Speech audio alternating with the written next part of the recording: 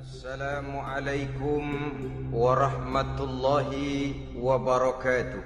Waalaikumsalam warahmatullahi wabarakatuh.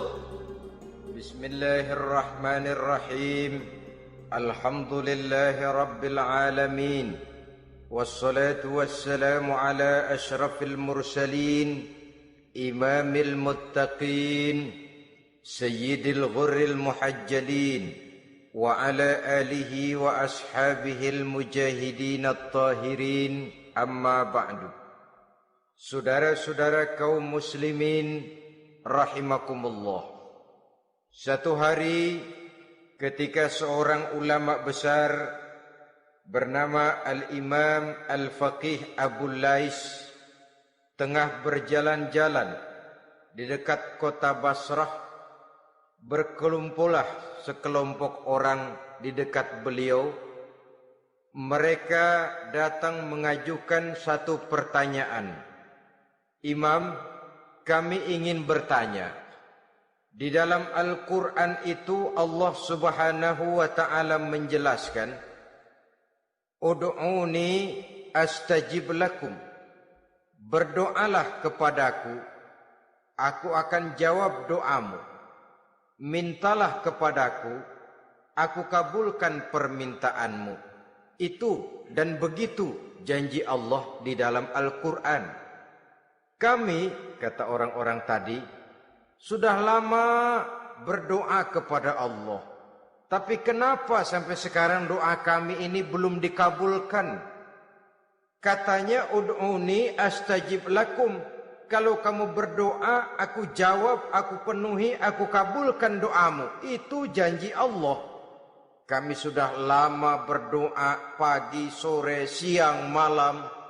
Nyatanya sampai sekarang doa kami belum dikabul-kabulkan. Ini bagaimana? Apa ayat Quran salah?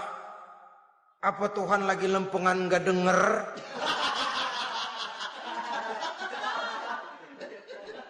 Apa doa kami yang terbalik? Kelihatannya sepele saja ini.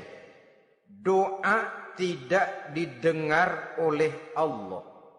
Permohonan tidak dijawab, tidak dikabulkan oleh Allah. Tapi sebenarnya kalau kita mau merenung, kemalangan apa yang paling besar dalam kehidupan ini?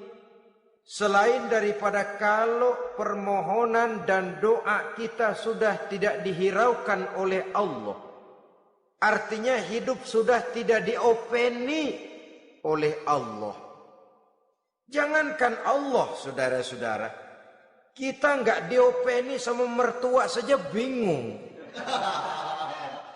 Ini mertua diem aja, kalau saya salah apa salahnya, kalau ada yang dikepengenin apa kepengenannya, boyak ngomong kenapa diem begitu. Ini tidak diopeni oleh Allah. Kemalangan apa yang lebih malang selain daripada kalau doa tidak didengar oleh Allah? Itu sudah kemalangan yang paling malang, lebih malang dari kota Malang saya kira.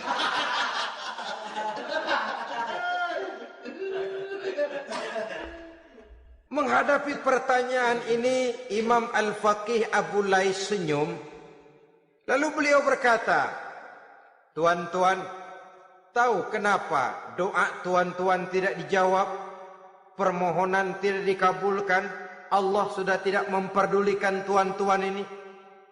Kami tidak tahu, Imam, maka kami bertanya. Begini, hati tuan-tuan itu mati.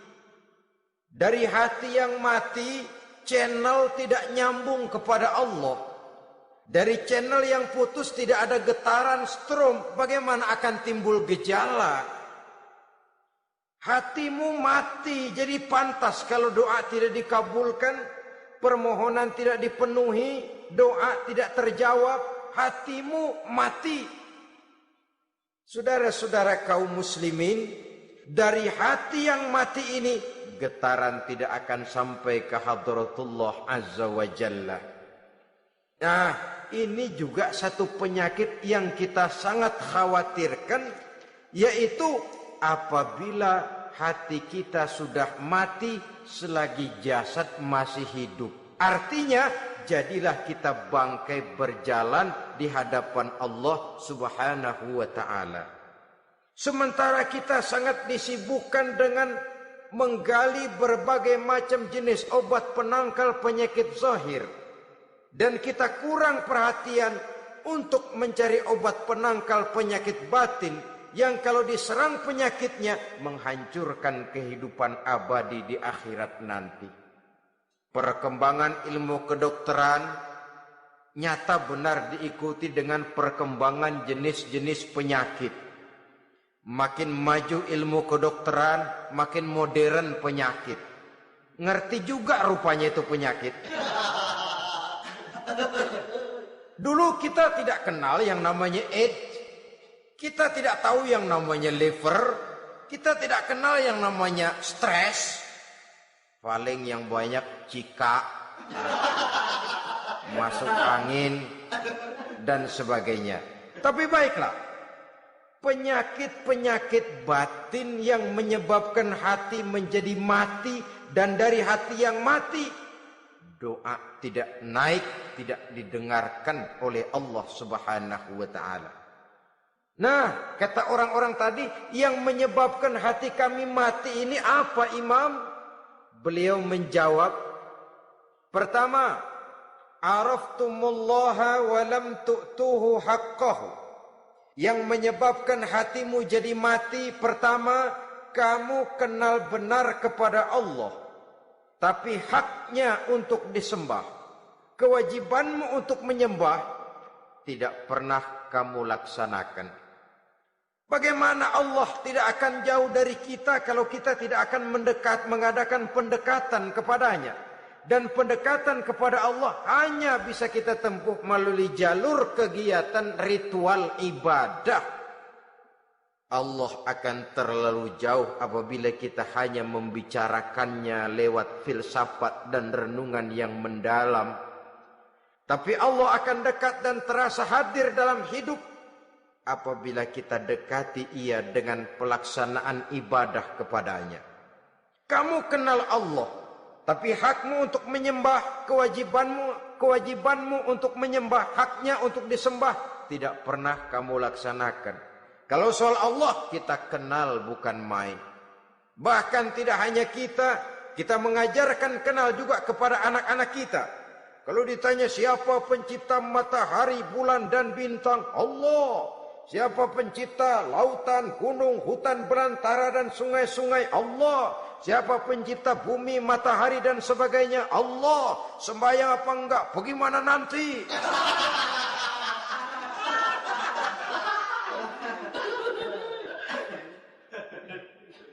Tanpa pendekatan, Allah akan jauh. Apabila Allah jauh, maka doa tidak akan didengarkan olehnya.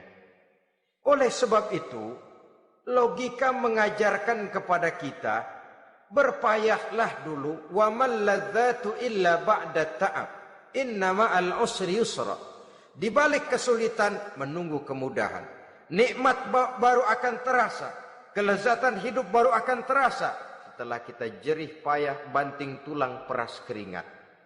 Rasanya memang lebih nikmat sepotong singkong hasil cucuran keringat sendiri ketimbang roti dijejelin orang.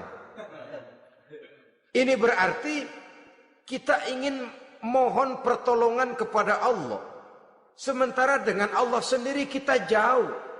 Sama saja dalam kehidupan kita analoginya, saudara-saudara. Orang tidak kenal kepada saudara, tahu-tahu jauh dari saudara, tahu-tahu datang mau minjem duit. Apa kesan saudara? Enak aja, kenal enggak, dekat enggak, datang-datang mau minjem duit. Emang duit percetakan bapak lu?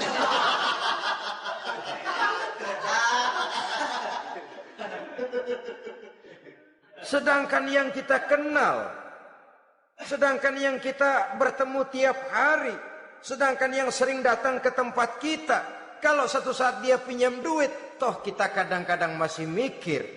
Apalagi datang nggak pernah, berkunjung nggak pernah, ngobrol nggak pernah. Apalagi Kenal juga nggak pernah. Datang-datang mau minta. Macam apa? Datang nemuin Tuhan setahun 2 kali. Idul Fitri, doang Idul Adha. Doa cerewet banget. Apa ini?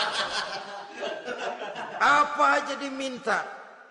Saudara hadirin, bagaimana doa akan kabul, permohonan akan dijawab? Jikalau kita jauh dari Allah, kita kenal Allah, haknya untuk disembah, kewajibannya untuk menyembah, tidak pernah kita laksanakan.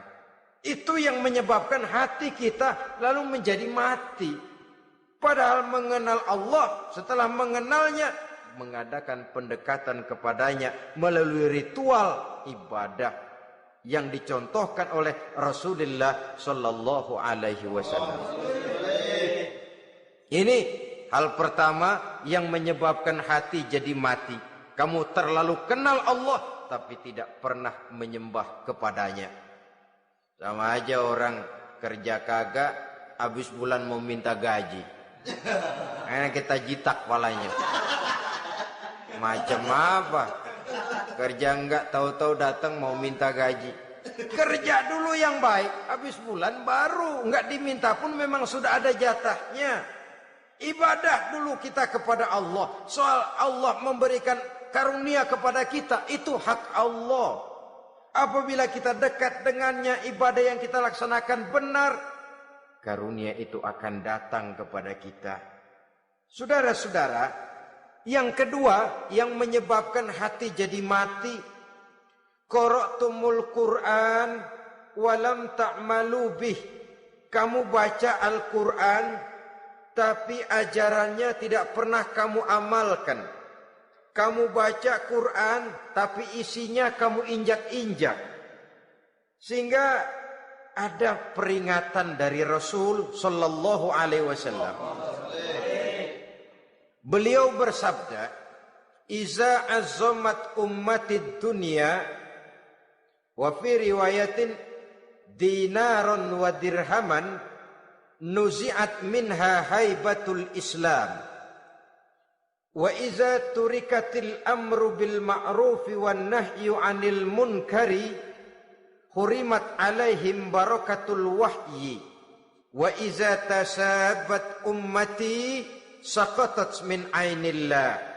3 peringatan keras tapi yang merupakan gejala penyakit kita umat Islam diperingatkan oleh Nabi kita.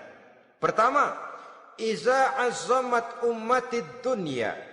Apabila umatku telah terlalu mengagung-agungkan dunia, apabila umatku telah jatuh menjadi umat yang materialistis, segalanya diukur dari sudut keduniaan saja, nuzi'at minha haibatul Islam, maka akan dicabutlah dari mereka kehebatan agama Islam. Hilang kehebatan Islam apabila kita jatuh menjadi umat pengagung dunia, penyembah materi. Nilai kita, keberadaan kita tidak dihargai orang lain. Orang memandang kita remeh saja. Orang Islam gak ada apa-apanya, bayar aja.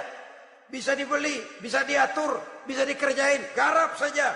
Nuzi'at minha haibatul Islam, hilang dari mereka kehebatan Islam ini. Kenapa? Mereka telah mengagungkan dunia dan menjadikannya sebagai tujuan. Padahal dunia cuma alat, materi cuma alat, harta cuma alat.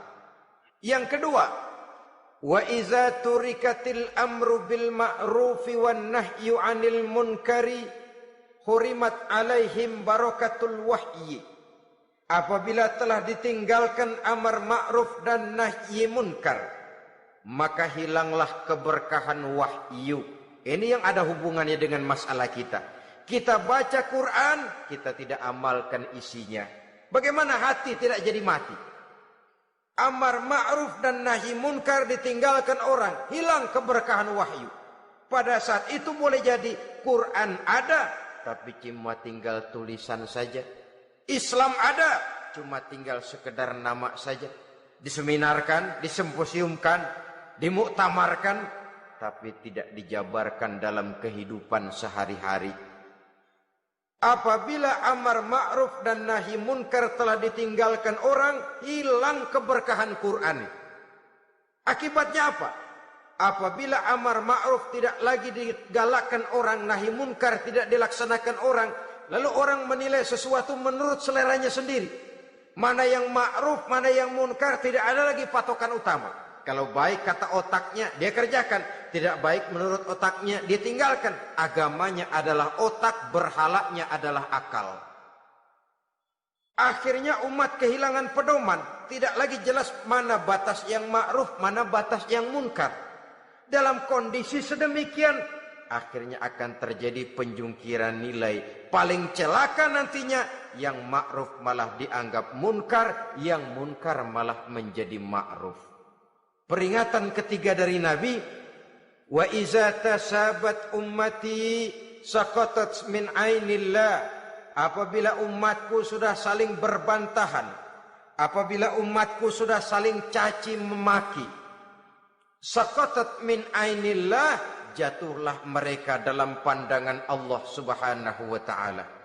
Hilang wibawa umat yang sudah saling mencaci maki, saling menjatuhkan, saling gasak, gesek, gosok.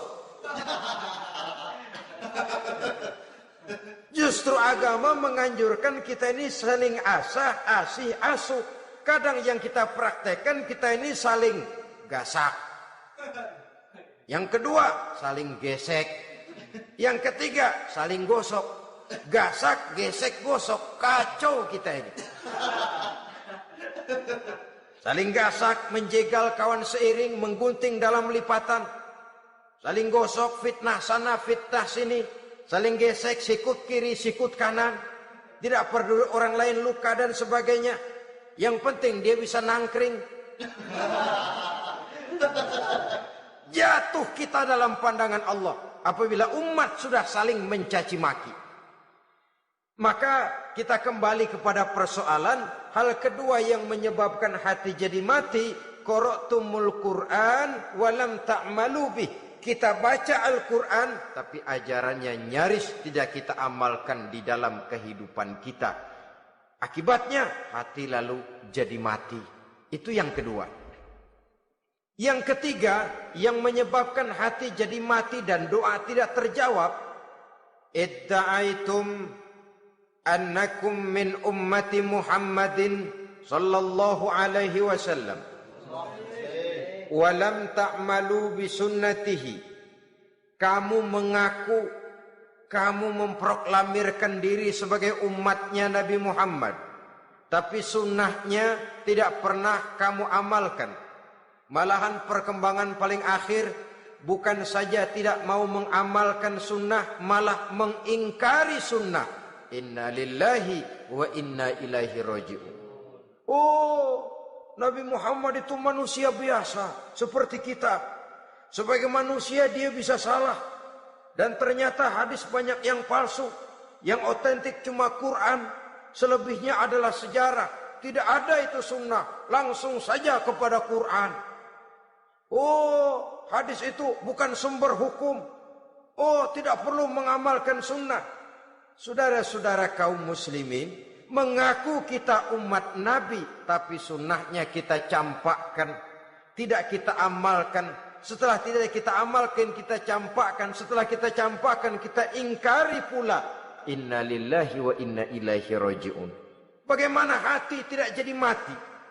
Kalau siang malam kita memproklamirkan diri sebagai umat Nabi Muhammad, sementara sunnahnya kita campakkan, kita abaikan, dan kita ingkari dia, sunnah itu. Padahal jikalau sekarang kita mengenal Islam, jikalau kita sekarang mengerti halal haram, tahu hak batil, bisa memilah dan memilih antara yang ma'ruf dengan yang munkar, itu utamanya adalah karena jasa Nabi Muhammad sallallahu alaihi wasallam. Yang dari generasi ke generasi dilanjutkan oleh para sahabat, oleh tabi'in, oleh tabi'it tabi'in, terus oleh para ulama-ulama sampai kepada kita sekarang ini. Walaupun beliau hanya berfungsi sebagai penyampai, tapi kepribadiannya dijadikan model oleh Allah Subhanahu wa taala di dalam kita melaksanakan kehidupan beragama. Bahwa beliau manusia seperti kita, memang dalam arti unsur biologisnya ya manusia, punya darah, punya daging, punya hati, punya perasaan, bisa sedih, bisa gembira. Tetapi beliau itu termasuk basyarun la kal basyar, manusia yang tidak seperti manusia pada umumnya, punya spesifik, dan itu wajar sebagai seorang rasul pilihan Allah, apalagi merupakan rasul pilihan dari sekian puluh pilihan. Bahwa jamrud itu batu memang, tapi nilainya kan berbeda dengan batu kolar. Satu truk batu kolar dengan barangkali segenggam batu jamrud, nilainya tentu jauh lebih mahal batu jamrud.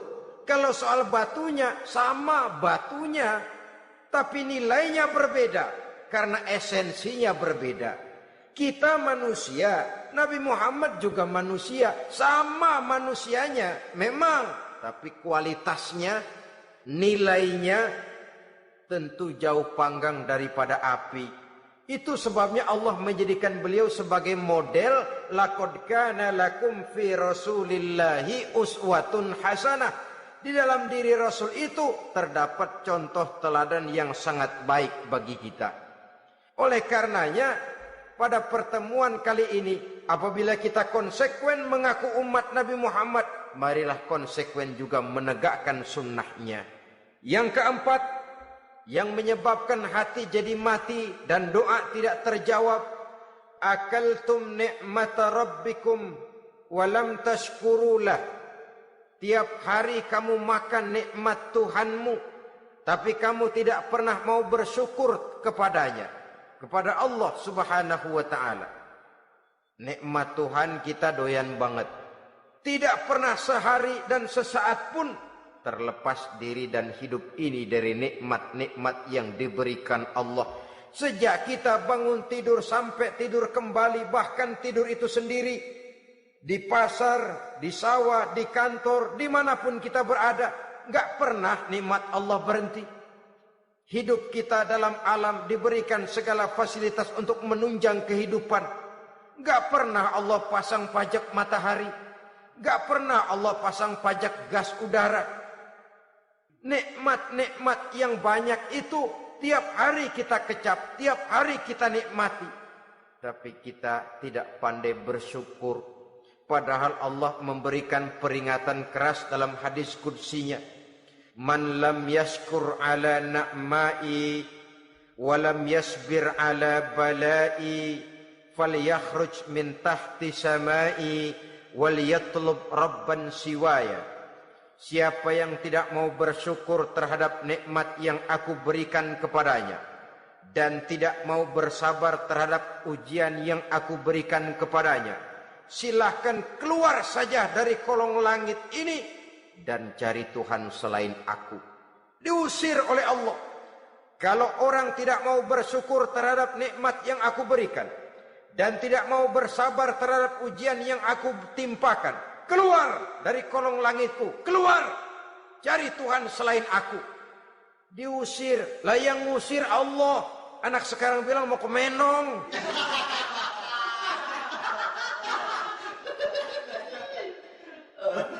Kalau diusir kita dari Jakarta, masih bisa pindah ke Bandung. Diusir kita dari Bandung, bisa pindah ke Jogja, Solo. Diusir kita dari Indonesia, bisa pindah ke Singapura, Malaysia. Diusir dari kolong langit, mau cari langit mana lagi? Kalau kau tidak mau mensyukuri nikmatku, tidak sabar terhadap ujian yang aku berikan kepadamu, keluar saja, keluar dari kolong langitku ini, cari Tuhan selain aku. Kalau istilah kita mah Tuhan, jengkel banget udah itu. Nikmatku, nikmat yang aku berikan kau makan, tapi kepadaku engkau tidak pernah mau bersyukur. Saudara-saudara kaum muslimin rahimakumullah, wajar. Kita dulunya tidak ada, sekarang ada nikmat. Susunan biologis manusiawi kita demikian cantik, nikmat. Tinggal di bumi, fasilitas yang kita perlukan disediakan, tinggal kemampuan kita mengelolanya. Nikmat. Diberikan kita otak yang membedakan kita dengan binatang, nikmat. Diberikan kita agama, diutus para rasul untuk jadi model dalam kehidupan kita, nikmat. Kalau cara kita emang kurang apa sih? Apa yang kurang, hai manusia? Engkau tidak ada, aku adakan. Kalau aku perintahkan kau tinggal di bulan, mungkin kau tidak akan sanggup hidup. Begitu lahir juga kelepek-kelepek habis. Ya enggak ada HO2 toh di bulan. Mau ngisap apa? Aku perintahkan tinggal di permukaan bumi. Alamnya indah, fasilitas serba menunjang. Nikmati semuanya, semuanya untuk kamu, semuanya. Satu pintaku, syukuri nikmat yang aku berikan kepadamu. Ya bukan cuma syukur dalam ucapan, syukur dalam perbuatan. Banyak nikmat yang diterima, makin banyak dia sujud, makin banyak dia ruku, makin banyak dia mengadakan pendekatan kepada Allah. Syukur dalam artian berupa tindakan dan perbuatan, mempergunakan nikmat sesuai dengan kehendak yang memberikan nikmat itu sendiri kepada kita. Saudara-saudara kaum muslimin rahimakumullah. Ini penyakit yang keempat. Kamu makan nikmat Tuhanmu, tapi kamu tidak pernah pandai bersyukur kepadanya. Mensyukuri nikmat yang diberikan tadi. Bagaimana hati tidak jadi mati? Kita sibuk mempersolek jasmani, mencari obat penangkal penyakit zahir. Maka yang ramai di zaman sekarang saudara lihat, salon, fitness, senam, macam-macam jenis. Tidak ada salahnya dan tidak ada jeleknya. Tapi kalau itu sampai melupakan kita kepada memperindah batin, memperbaiki jiwa, artinya bukankah kita perlahan tapi mempersiapkan diri menjadi bangkai berjalan di hadapan Allah. Dengan operasi plastik, yang pesek jadi mancung, yang sipit jadi belok,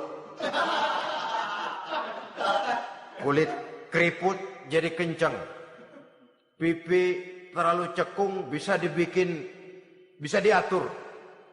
Saudara-saudara, tapi kalau hati yang rusak, jiwa yang rusak, kemana lagi kita akan berobat kalau bukan kepada agama? Maka hati itu jadi mati apabila kita selalu memakan nikmat Allah dan tidak pandai mensyukuri nikmat itu. Dari hati yang mati tidak akan ada getarannya. Oleh sebab itu doa tidak terjawab. Selanjutnya yang menyebabkan doa tak terjawab dari sebab matinya hati, qultum annal mauta haqqun wa lam tasta'iddu lahu. Kamu berkata, kamu yakin bahwa mati adalah sesuatu yang benar, tapi kamu tidak pernah punya persiapan untuk mati. Padahal menurut logika, orang yang akan bepergian jauh tentu dia harus mempunyai bekal yang cukup. Semakin jauh jarak perjalanan yang akan ditempuhnya, semakin banyak perbekalan yang harus dibawanya.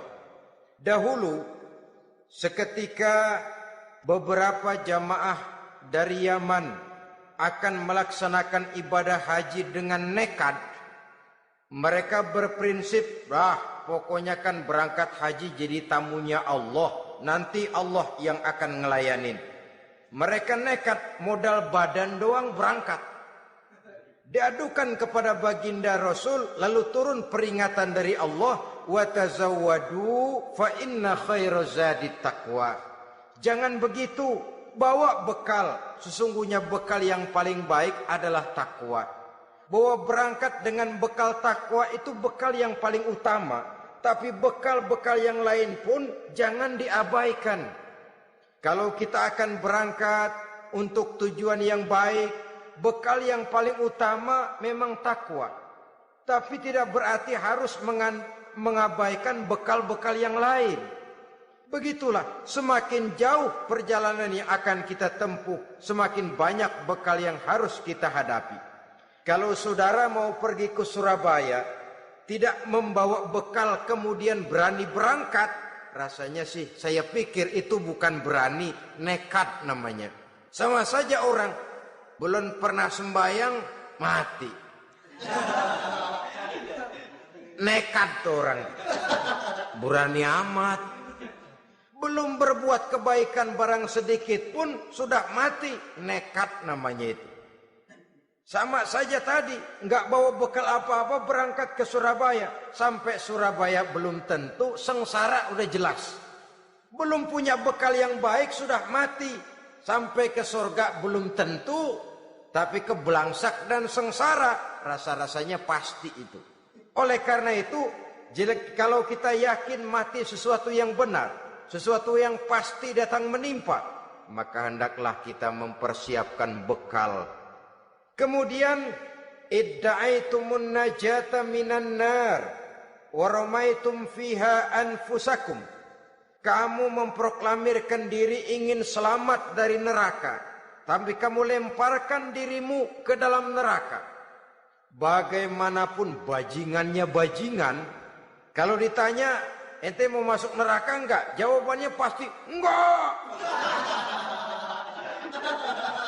Itu pasti perbuatannya sendiri yang melemparkan dirinya ke dalam neraka. Membiarkan dirinya berlarut-larut, bertimbun-timbun dalam dosa dan kesalahan, dan tidak akan ada niatan untuk memperbaiki diri. Hanyut di meja judi, habis ditelan minuman keras, fitnah sana, fitnah sini, hasud sana, hasud sini. Padahal mulutnya ingin selamat dari neraka, perbuatannya malah melemparkan dirinya ke dalam api neraka. Tidak ada orang yang lebih sayang kepada diri kita selain kita sendiri. Dan menyayangi diri itu tidak cuma dengan memandikannya sehari 3 kali, memakaikannya parfum dengan segala macam merek, memakai sabun yang wangi-wangi, minyak yang harum-harum. Lebih daripada itu, jaga dan sayangi diri. Jangan jatuhkan dia ke dalam perbuatan-perbuatan yang bisa menjerumuskan diri itu ke dalam neraka. Kemudian disambung oleh Imam Al-Faqih Abu Lais, yang menyebabkan doa tidak terjawab karena hati mati. Idda'aitum dukhulal jannah walam ta'malu laha. Kamu ingin masuk surga, tapi kamu berat mengamalkan perbuatan yang bisa menyampaikan kamu ke surga. Semua kita kalau ditanya, mau masuk surga? Mau. Tapi jarang yang berlomba melakukan perbuatan-perbuatan yang bisa menyampaikan kita ke surga. Kemudian yang terakhir kata Imam Al-Faqih Abu Lais, dafantum mautakum walam ta'tabiru laha. Kamu menguburkan orang yang mati di antara kamu, tapi kamu tidak bisa mengambil iktibar, tidak bisa mengambil pelajaran dari mayit yang jenazah yang kau kuburkan itu. Mestinya kan nguburin orang tuh membuat sadar. Iya, kalau sekarang dia saya baringkan di liang lahat, menghadap ke arah kiblat, bantalnya tanah, setelah itu ditutup dengan papan, lalu ditimbun dengan tanah. Iya, sekarang giliran dia, giliran saya, entah besok, lusa, bulan depan, tahun depan, tapi pasti mengubur mayat, mengubur jenazah, tapi tidak bisa mengambil iktibar dari yang dilaksanakannya itu. Ini merupakan penyakit-penyakit batin yang merupakan handicap, yang menimbulkan jarak antara kita dengan Allah Subhanahu wa ta'ala. Pantas kalau itu semua ada pada diri kita, hati jadi mati. Dari hati yang mati, doa tidak akan tembus. Kita tidak lagi akan diperdulikan oleh Allah Subhanahu wa ta'ala. Dan itu sekali lagi kemalangan yang terbesar dalam kehidupan kita. Bagaimana jalan keluarnya? Pertama, memperbaiki batin kita, menyelamatkan diri daripada penyakit-penyakit yang bisa mematikan hati seperti yang sudah saya sebutkan tadi. Yang kedua, berdoa dengan adab. Sehingga tata cara di dalam kita bermohon kepada Allah Subhanahu wa taala dibicarakan secara khusus oleh Al-Imamul Ghazali dalam kitab Ihya beliau yang disebut adabud doa. Adab di dalam kita melaksanakan doa kepada Allah Subhanahu wa taala.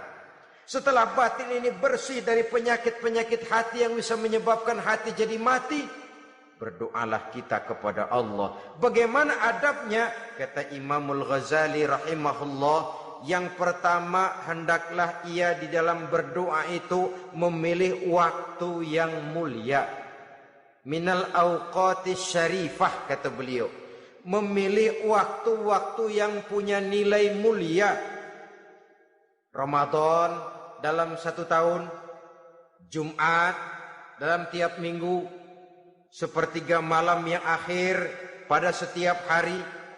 Waktu-waktu yang punya nilai mulia.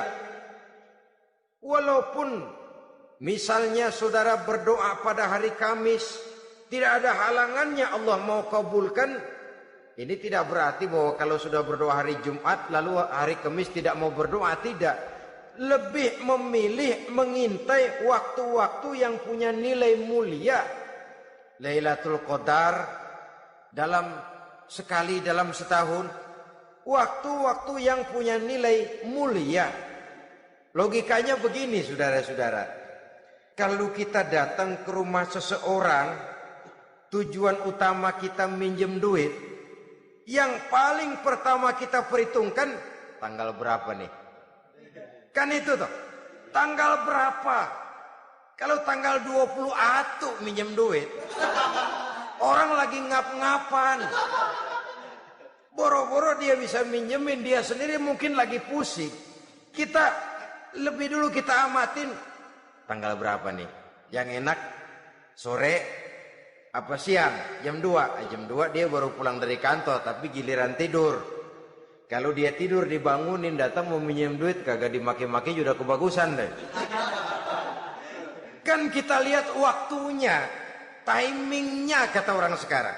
Tanggal berapa, sore apa malam, apalagi gulem apa terang bulan. Itu semua sudah kita atur sedemikian rupa, memilih waktu.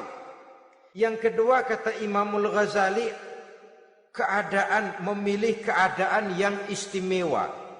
Kalau tadi soal waktu, yang kedua soal keadaan. Ada situasi-situasi di mana doa itu diijabah oleh Allah Subhanahu wa taala. Di antaranya kata Imam Abi Hurairah, "Inda zahbi sufuf fi sabilillah." Pada waktu mengatur barisan perang membela agama, di situ doa kabul. Inda nuzulil ghais, ketika turun gerimis, di situ doa makbul. Inda iqamis shalah, ketika salat mau didirikan, riwayat lain bainal azan wal iqamah, antara azan dan qomat, di situ doa makbul. Itu memilih keadaan-keadaan. Kemudian yang ketiga kata beliau, berdoa menghadap kiblat. Ya, apa kalau doa madhab mudik Tuhan gak tahu? Tahu. Tuhan gak dengar? Dengar. Cuma lebih etis. Lebih etis kalau kita berdoa menghadap ke arah kiblat. Saudara-saudara kaum muslimin rahimakumullah. Yang keempat, hifdzus shaut, menyederhanakan suara. Tidak terlalu keras, juga tidak terdengar orang lain, apalagi kalau doa kita diaminkan oleh orang lain. Tidak usah terlalu keras. Kenapa? Karena Allah yang kita meminta kepadanya bukan zat yang tuli, bukan zat yang buta, bukan zat yang tidak dengar, bahkan Dia Maha dengar.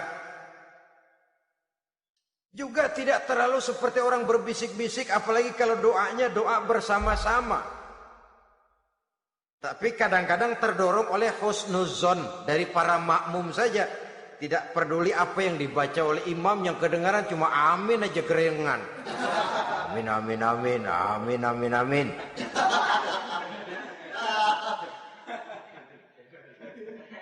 Juga tidak terlalu keras. Seperti orang berdoa, seperti orang pidato.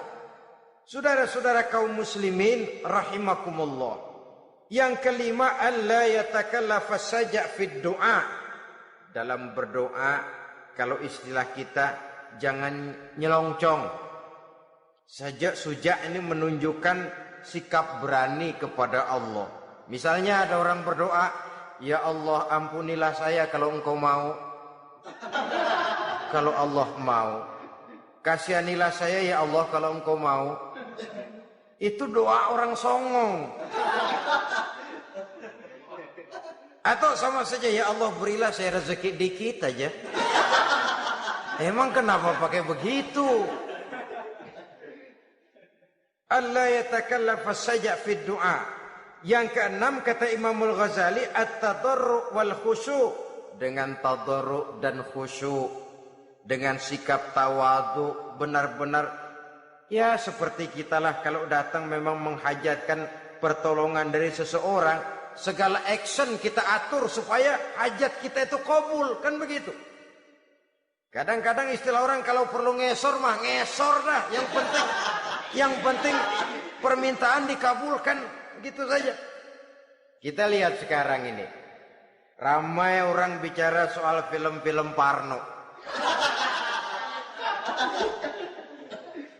Kelihatannya pendatang-pendatang baru, pokoknya asal bisa main dah, bugil ya bugil dah.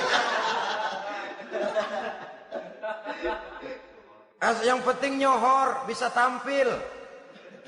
Walaupun dalinya semua sama, mula-mula cuma iseng. Adegan panas bagaimana? Kalau tuntutan skenario apa boleh buat? Apa boleh buat? Emang nggak bisa milih. Setelah film beredar baru saya juga jijik ngelihat, ya tadi kemana waktu bikin?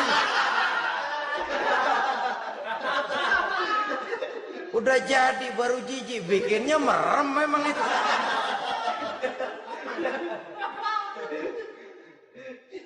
Tapi ada satu analogi, asal bisa main, asal bisa tampil di layar, apa saja jadi taruhan sudah. Bugil ya bugil dah, nggak soal dah. Pokoknya bisa main, tampil, nyohor, masuk koran.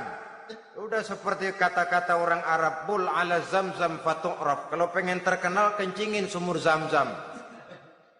Artinya apa? Bikin yang aneh-aneh, yang orang nggak kerjain, ntar ngetop. Yang ngetop lempengan jeleknya.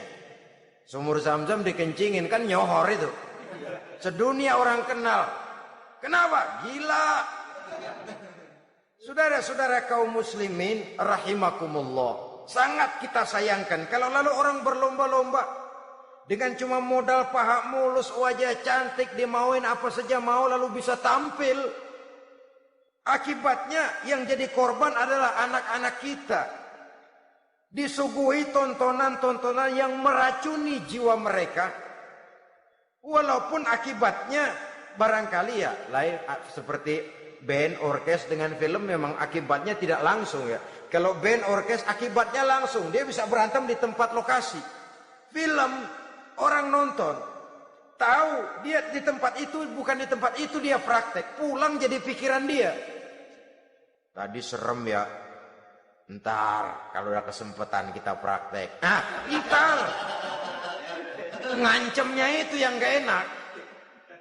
Tapi yang saya analogkan dengan persoalan kita, tingkah pola artis apapun dilakukan asal bisa main. Nah itu tuh, asal dapat kesempatan acting. Dalihnya ya tuntutan skenario lah, iseng lah, macem-macem lah. Tapi yang jelas satu target, saya harus dapat kesempatan main. Untuk sampai ke situ, cara apa saja harus saya tempuh. Tidak peduli harus menginjak-injak norma dan budaya bangsa yang luhur. Tidak peduli harus bertentangan dengan kaidah agama. Tidak peduli hasilnya meracuni umat masyarakat, terutama generasi muda. Yang penting kan ngetop. Saudara-saudara, baiklah ya, itu soal lain. Tapi soal kita ialah at-tadarru wal khusyu'.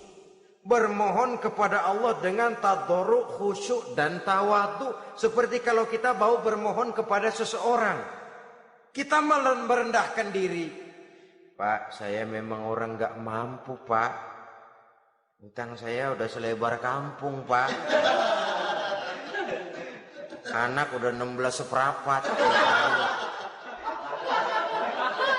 Apa saja kita meratap, menghibah, mengeluh, merintih, ujungnya kan yang penting gue minjem duit dapat dah gitu. Apa kayak diomongin, pokoknya pulang bawa duit, itu saja. Itu strategi manusiawi.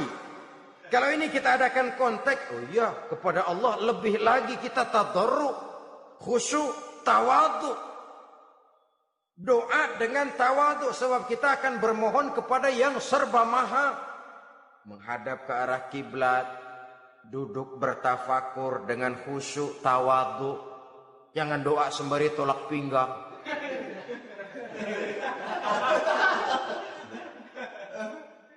Yang ketujuh kata Imamul Ghazali, ayyujzimad du'a wa yuqina bil ijabah. Hendaknya dia menjazamkan doanya itu dan yakin bahwa doanya akan dikabulkan oleh Allah. Sebab kata Nabi, innallaha la yaqbalu du'aan min qalbin ghafilin lahin. Allah Subhanahu wa taala tidak akan menerima doa dari hati yang lalai dan main-main. Doa ke orang ugah-ugahan.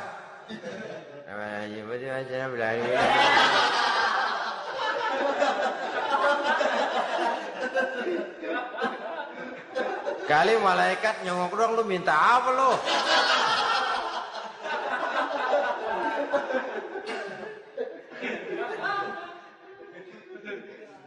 Seperti tadi itu, kita datang mau minjem duit sama orang, ngomongnya ogah-ogahan. Minjem duit dikasih syukur enggak, ya udah. Ya enggak dah, enggak dikasih sudah. Kenapa? Mintanya begitu. Enggak serius dan enggak yakin bahwa doanya akan dikabulkan. Kalau kita sudah punya keyakinan, jangan-jangan doa saya enggak diterima Allah. Enggak. Kata Allah, ana inda zonni abdi bi. Aku sih bagaimana menurut sangka hambaku kepadaku saja. Kalau sangkanya baik, aku baik. Kalau sangkanya doanya dikabulkan, aku kabulkan. So itu doa harus dengan pasti dan harus dengan yakin doa itu akan dikabulkan dan meluruskan harapan, membenarkan cita-cita, meluruskan maksud apabila doa itu dikabulkan oleh Allah Subhanahu wa taala. Saudara-saudara, oleh karenanya jangan doa setengah hati. Jangan berdoa sambil main-main. Apalagi menghadap kiblat dengan dua tangan terangkat sebagaimana dicontohkan oleh Rasulullah sallallahu alaihi wasallam. Bahwa berdoa tanpa mengangkat kedua tangan pun Allah tahu. Allah dengar. Tapi kelihatannya kurang serius. Seolah-olah terserah ada Tuhan, mau dikasih ya kasih, enggak ya udah. Seolah-olah kita tidak serius dalam berdoa. Kemudian yang berikutnya kata Imamul Ghazali, ayyaftataha du'a bi zikrillah fala yabda'u bi su'al. Hendaknya dia mulai berdoa itu dengan menyebut nama Allah, berzikir kepada Allah, fala yabda'u bi su'al, jangan langsung memulai dengan permintaan. Ini tata krama etisnya. Sama juga orang kirim surat, salam sejahtera kami haturkan, padahal mah nggak ada itu juga nggak apa-apa. Itu kan maksud mukaddimah saja. Besar harapan kami semoga Bapak dan keluarga di sini pun berada dalam keadaan sehat walafiat. Selanjutnya kami telah dengar dari berbagai teman tentang kedermawanan Bapak, tentang bantuan Bapak di berbagai bidang yang menyangkut sosial pendidikan. Sehubungan dengan itu maka kami bermaksud mengajukan permohonan. Baru masuk itu mah 15 kalimat kesonoin, urusan lain. Intinya sehubungan dengan itu kami bermaksud memohon kepada Bapak. Kita mulai, salam sejahtera kami haturkan, bersama ini pula kami, macam-macam lah. Sama juga seperti tadi itu, kita datang mau minjem duit, datang karena kita tahu datang habis bulan, malam terang bulan, udaranya sejuk, ngobrol lah kita, dapet teh, apa kabar Pak? Baik. Aduh Bapak sih, untung dah Pak, kayak pemurah lagi. Saya tahu Bapak banyak nyumbang di mana-mana, Diangon aja tuh orang diangon.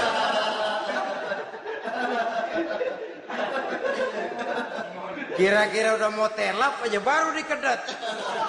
Ngomong-ngomong Pak, nah mulai nih kalau udah ngomong dah tuh mulai. Baru masuk. Jadi etisnya berdoa itu dimulai dengan zikrullah. Karena itu umumnya dimulai dengan Alhamdulillahi Rabbil Alamin. Kita puji dulu Allah. Alhamdulillahi Rabbil Alamin. Hamdan yuwafi ni'amahu wa yukafi'u mazidah. Kita puji dulu Allah. Seperti orang tadi lah.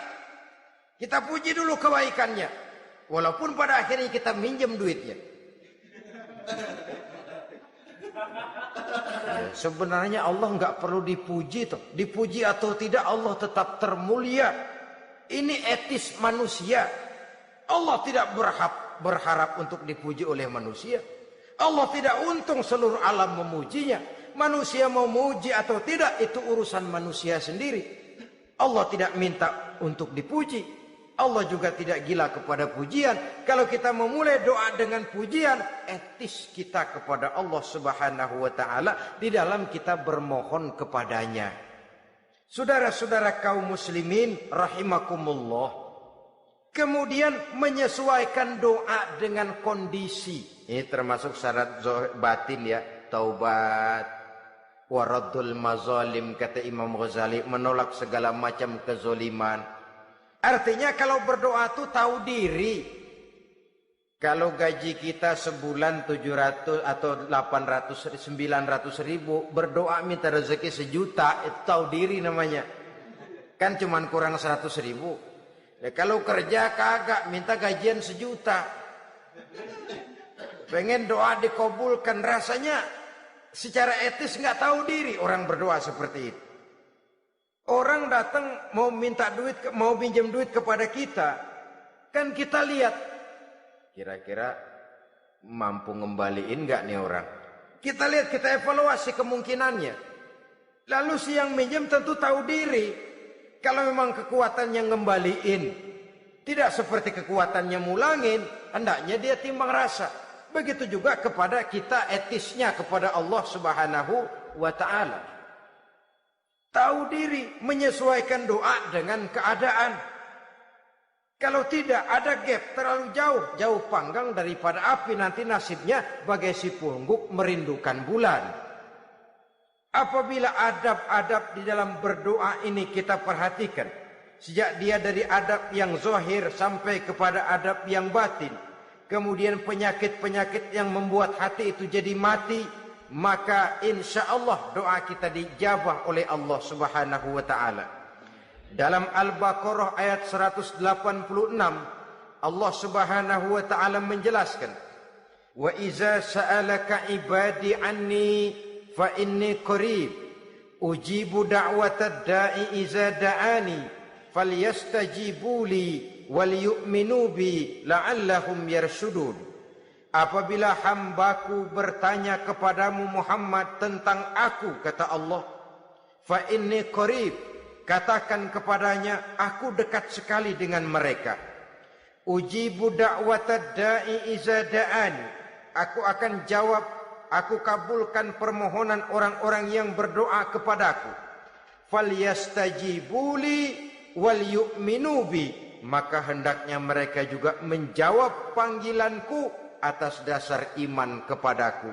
La'allahum yarsyudun, semoga dengan ini mereka kelak mendapat petunjuk. Saudara-saudara, Al-Baqarah 186 ini dengan nyata menjelaskan kepada kita, Allah akan menjawab doa, mengabulkan permohonan apabila kita falyastajibuli wal yu'minu bi, juga menjawab panggilan Allah atas dasar beriman kepadanya. Logikanya tadi itu, araftumullaha wa lam tu'tuhu haqqahu. Kita tidak pernah mau menjawab panggilan Allah sementara kita berharap doa kita dijawab oleh Allah. Apa enggak pincang? Apa enggak berat sebelah? Panggilan Allah kita berat memenuhinya, sementara kita sangat berharap agar permohonan kita, seruan kita dikabulkan oleh Allah. Menjawab panggilan Allah atas dasar beriman kepadanya. Kenapa? Ada orang menjawab panggilan bukan berdasarkan iman, tapi karena target lain. Datang sembahyang Jumat paling dulu, target utamanya pulang juga paling dulu nyabet sendal, nyabet sepatu. Menjawabnya iya, tapi tidak karena iman. Jadi apabila kita rajin menjawab panggilan Allah atas dasar beriman kepadanya, maka seruan, permohonan, doa niscaya dikabulkan olehnya. Ini saja, mudah-mudahan ada manfaatnya. Terima kasih atas segala perhatian. Mohon maaf atas segala kekurangan. Usikum wa nafsi bitaqwallah. Wassalamualaikum warahmatullahi wabarakatuh.